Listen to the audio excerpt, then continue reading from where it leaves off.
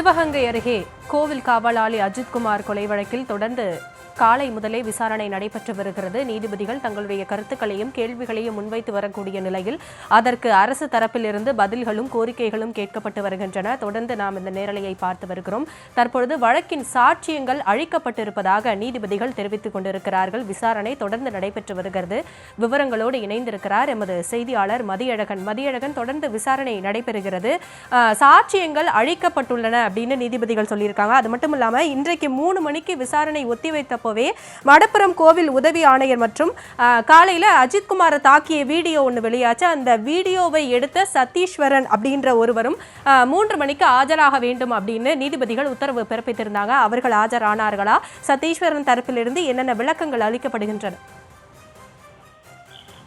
இந்த விவகாரத்தில் உணவு இடைவெளிக்கு முன்னர் நீதிபதிகள் சில உத்தரவுகளை பிறப்பித்திருந்தார்கள். அதாவது இந்த விவகாரம் தொடர்பாக அவரினுடைய விசாரணை அஜித்குமாரினுடைய பிரேத பரிசோதனையை மேற்கொண்ட அந்த மதுரை அரசு ராஜாஜி மருத்துவமனையினுடைய அரசு மருத்துவக் கல்லூரி மருத்துவமனை முதல்வர் ஆஜராக வேண்டும். அதே போல அங்கு விசாரணை நடத்திய மேஜிஸ்ட்ரேட் ஆஜராக வேண்டும். அதே போல கோயிலினுடைய உதவி ஆணையர் ஆஜராக வேண்டும் உள்ளிட்ட பல்வேறு கேள்விகளை நீதிபதிகள் எழுப்பி அந்த உத்தரவுகளையும் பிறப்பித்திருந்தார்கள். இந்த நிலையில் தற்பொழுது இந்த உணவு இடைவெளிக்கு பின்னர் மதுரை அரசு மருத்துவக் கல்லூரி மருத்துவமனையினுடைய முதல்வர் ஆஜராகி இருக்கிறார். அந்த மேஜிஸ்ட்ரேட் ஆஜராகி இருக்கிறார். கோயில் உதவி ஆணையர் ஆஜராகி இருக்கிறார். உதவி ஆணையரிடம்தான் நீதிபதிகள் சில கேள்விகளை முன்வைத்தார்கள். அதாவது அந்த சிசிடிவி காட்சிகள் எங்கே என்று கேட்ட பொழுது அவர் அந்த சிசிடிவி காட்சி பதிவுகளை தாக்கல் செய்தார். அப்பொழுது நீதிபதிகள் நடந்த சம்பவங்கள் சிசிடிவியில் பதிவாகி இருக்கிறதா என்ற ஒரு கேள்வி எழுப்பினார்கள். மேலும் கோயிலில் உள்ள அந்த சிசிடிவி காட்சிகளை போலீஸ் உதவி ஆய்வாளர் ராமச்சந்திரன் எடுத்துச் சென்றுள்ளார் என கோவில் உதவி ஆணையர் சாட்சியம் அளித்தார். அப்பொழுது நீதிபதிகள் நாட்கள் செல்ல செல்ல சாட்சிகள் அளிக்கப்பட வாய்ப்பு உள்ளது. மேலும் இந்த வழக்கில் இந்த சாட்சியங்கள் அனைத்தும் தற்பொழுது அளிக்கப்பட்டுள்ளதாக நீதிபதிகள் ஒரு கருத்தை குறிப்பிட்டிருக்கிறார்கள். மேலும் சம்பந்தப்பட்ட இடத்தில் சாட்சியங்களை சேகரித்தது யார், அங்கிருந்த இரத்தக்கரைகள் சிறுநீர் அடையாளங்கள் உள்ளதா என்ற ஒரு கேள்வியை நீதிபதிகள் எழுப்பியிருக்கிறார்கள். மேலும் இதற்கு பதிலளித்த அரசு தரப்பு வழக்கறிஞர் நீதிபதிகள் குறிப்பிடுவது போன்று எந்த இரத்தக்கரையும் அங்கு இல்லை என்று அரசு தரப்பில் தெரிவிக்கப்பட்டிருக்கிறது. அப்படி என்றால் எஸ்பி மீதும் நடவடிக்கை எடுக்க வேண்டியதுதான். சாட்சிகளை சேகரிக்காமல் என்ன செய்து கொண்டிருந்தீர்கள் என்ற ஒரு கேள்வியை நீதிபதிகள் எழுப்பியிருக்கிறார்கள். அதாவது ரத்தம் சொட்ட சொட்ட அஜித்குமார் தாக்கப்பட்டார், அந்த இடத்தில் ரத்தம் எல்லாம் சிதறி கிடந்தது என்பதுதான் ஒரு குற்றச்சாட்டாக இருக்கிறது. இதே கேள்வி நீதிபதிகளும் எழுப்பினார்கள். அந்த இடத்தில் இருந்த இரத்தக்கரைகள் சிறுநீர் அடையாளங்கள் சேகரிக்கப்பட்டதா என்று கேள்வி கேட்ட பொழுது அரசு தரப்பில் அப்படி எந்த இரத்தக்கரையும் அங்கு இல்லை என்ற ஒரு பதிலை அரசு தரப்பில் முன்வைக்கப்பட்ட பொழுது அப்படி என்றால் எஸ்பி மீதும் நடவடிக்கை எடுக்க வேண்டியதுதான். சாட்சிகளை சேர்க்காமல் என்ன செய்து கொண்டிருந்தீர்கள், சேகரிக்காமல் என்ன செய்து கொண்டிருந்தீர்கள் என்ற ஒரு கேள்வியை நீதிபதிகள் முன்வைத்து இருக்கிறார்கள். மேலும் அஜித்குமார் மீது இவ்வளவு காயங்கள் உள்ளது, எதை வைத்து அவர் தாக்கப்பட்டார் என்ற ஒரு கேள்வியையும் நீதிபதிகள் எழுப்பியிருக்கிறார்கள். ஏற்கனவே அவர் பைப் உள்ளிட்டவற்றால் தாக்கப்பட்டதாக ஒரு குற்றச்சாட்டு முன்வைக்கப்படும் நிலையில் அஜித்குமார் உடலில் இவ்வளவு காயங்கள் இருக்கிறது, எதை வைத்து அவர் தாக்கப்பட்டார், மேலும் அது தாக்கப்பட்ட இடத்தில் இரத்தக்கரை ஏன் சேகரிக்கவில்லை என்ற ஒரு கருத்தை நீதிபதிகள் எழுப்பியிருக்கிறார்கள். ஏற்கனவே இதே கேள்வி முன்னதாக முன்வைத்த பொழுது அந்த இடத்தில் இரத்தக்கரை எதுவுமே இல்லை என்று அரசு தரப்பில் தெரிவிக்கப்பட்டது. ஆனால் அப்படி என்றால் எஸ்பி மீதும் நடவடிக்கை எடுக்க வேண்டும். ஏனென்றால் அவர் சாட்சிகளை சேகரிக்காமல் என்ன செய்து கொண்டிருந்தார் அல்லது காவல்துறை என்ன செய்து கொண்டிருக்கிறது என்ற ஒரு கேள்வியை நீதிபதிகள் முன்வைத்த நிலையில் தற்பொழுது மீண்டும் நீதிபதிகள் அதே ஒரு கேள்வியை முன்வைத்திருக்கிறார்கள். இரத்தக்கரை அந்த மாதிரிகளை ஏன் சேகரிக்கவில்லை என்ற ஒரு முக்கியமான கேள்வியை நீதிபதிகள் முன்வைத்திருக்கிறார்கள். தொடர்ச்சியாக மதுரை ராஜாஜி அரசு மருத்துவக் கல்லூரி மருத்துவமனையின் அந்த முதல்வரினுடைய அறிக்கை மற்றும் அந்த கோவில் உதவி ஆணையரினுடைய சாட்சிகளை முன்வைத்து நீதிமன்றம் தற்பொழுதே கேள்விகளை எழுப்பி வருகிறது. இந்த நிலையில் அஜித்குமார் அந்த தாக்கப்பட்ட வீடியோ வைரலாகி வந்தது மிகப்பெரிய அதிர்ச்சியை ஏற்படுத்திய நிலையில் அந்த வீடியோவை எடுத்த சத்தீஸ்வரனும் நீதிமன்றத்தில் ஆஜராக வேண்டும் என்ற ஒரு உத்தரவை நீதிபதிகள் பிறப்பித்திருந்தார்கள். நீதிமன்ற உத்தரவுப்படி தற்பொழுது சத்தீஸ்வரனும் நீதிமன்றத்தில் ஆஜராகி இருந்தார்.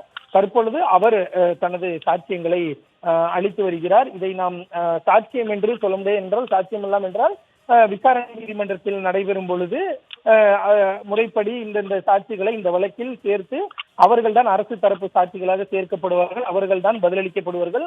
இங்கு பொறுத்தவரை நீதிபதிகள் இந்த குற்றத்தினுடைய அந்த கொடூரத்தை உணரக்கூடிய வகையில் அந்த சம்பவத்தில் தொடர்பு இருக்கிறவர்களை அழைத்திருக்கிறார்கள். அந்த வகையில் தான் பல்வேறு நபர்கள் அழைக்கப்பட்ட நிலையில் தற்பொழுது இந்த வீடியோவை எடுத்து அந்த சக்தீஸ்வரனும் ஆஜராகி நீதிபதிகளினுடைய கேள்விக்கு பதிலளித்து வருகிறார். அப்பொழுது நீதிபதிகள் அவரிடம் இந்த வீடியோவை நீங்கள் எங்கிருந்து எடுத்தீர்கள், எவ்வளவு நேரம் எடுத்தீர்கள் என்ற ஒரு கேள்வியை முன்வைத்திருக்கிறார்கள். மேலும் அங்கு என்ன நடந்தது, அதாவது அந்த வீடியோ என்பது கோயில் வளாகத்திலேயே எடுக்கப்பட்டதாக தெரிகிறது.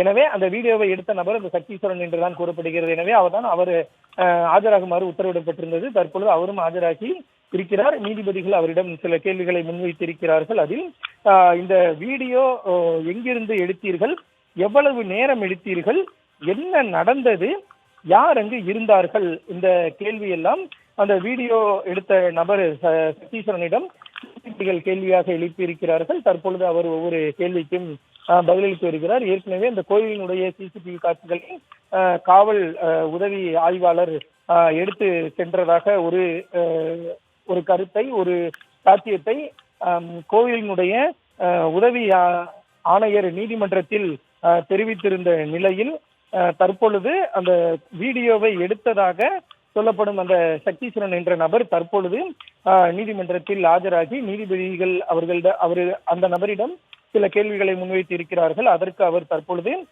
பதிலளித்து வருகிறார். குறிப்பாக அந்த வீடியோ எடுத்த நபரிடம் போலீசார் நீதிபதிகள் கேட்கும் பொழுது வீடியோ எங்கிருந்து எடுத்தீர்கள், எவ்வளவு நேரம் எடுத்தீர்கள், என்ன நடந்தது, அங்கு யார் யார் இருந்தார்கள் என்ற ஒரு கேள்வியை நீதிபதிகள் எழுப்பியிருக்கிறார்கள். மேலும் காவல் நிலையத்தில் விசாரணை நடக்கவில்லையா, அதன் சிசிடிவி காட்சிகள் வழக்கில் காண்பிக்கப்பட்டுள்ளதா என்ற ஒரு கேள்வியை நீதிபதிகள் எழுப்பியிருக்கிறார்கள். அதே வேளையில் தாக்குதல் நடந்த கோயில் பகுதியில் உள்ள சிசிடிவி காட்சிகளை எடுத்ததாக காவல்துறை அறிக்கையில் இல்லை, இது ஏன் என நீதிபதிகள் கேள்வி எழுப்பியிருக்கிறார்கள். மேலும் இதனை வைத்து குற்றவாளிகளுக்கு விடுதலை வாங்கி கொடுத்து விடுவீர்கள் என்ற ஒரு கருத்தையும் நீதிபதிகள் குறிப்பிட்டு இருக்கிறார்கள். அதாவது காவல் நிலையத்தில் விசாரணை நடக்கவில்லையா, அதன் சிசிடிவி காட்சிகள் வழக்கில் சேர்க்கப்பட்டுள்ளதா, ஏனென்றால் இது எல்லாமே தான் வழக்கில் சாட்சியங்களாக சேர்க்கப்படும். உதாரணத்துக்கு ஒரு நபர் கத்தியால் ஒருவரை குத்தி கொலை செய்கிறார் என்றால் அவரிடம் கைப்பற்றப்பட்ட, அதாவது குத்திய நபரிடம் கைப்பற்றப்பட்ட அந்த கத்தி, அதே போல பாதிக்கப்பட்டவர் அணிந்திருந்த உடை, அதே போல குத்திய நபர் அணிந்திருந்த உடை, இதெல்லாம் தான் வழக்கில் சேர்க்கப்படும். இந்த வழக்கை பொறுத்த வரைக்கும் சிசிடிவி ஒரு முக்கிய ஆவணமாக இருக்கிறது. அதனை வழக்கில் சேர்த்தீர்களா, ஒருவேளை அங்கு சிசிடிவி காட்சி இல்லை என்றால் இதனை வைத்து குற்றவாளிகளுக்கு விடுதலை வாங்கி கொடுத்து விடுவீர்கள் என்கிற ரீதியில் தான் இந்த ஒரு கருத்தை நீதிபதிகள் எழுப்பியிருக்கிறார்கள். மேலும் கோவில் பின்புறம் உள்ள கழிவறையில் இருந்த வீடியோ எடுத்ததாக அந்த நபர் தெரிவித்திருக்கிறார். அதாவது இந்த வீடியோ எடுத்த நபரை ஆஜராகுமாறு நீதிமன்றம் உத்தரவிட்டிருந்து அவரிடம் சில கேள்விகள் எழுப்பப்பட்டது. இந்த வீடியோ எங்கிருந்து எடுத்தீர்கள், எவ்வளவு நேரம் எடுத்தீர்கள், மேலும் அங்கு என்ன நடந்தது, யார் யார் இருந்தார்கள் என்ற ஒரு கேள்வி எல்லாம் முன்வைக்கப்பட்டிருந்தது.